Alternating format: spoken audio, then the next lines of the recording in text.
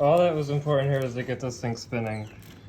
So it seemed to me it was starting to spin before it fell out anyways, so let's just try and put it back together and fire it up.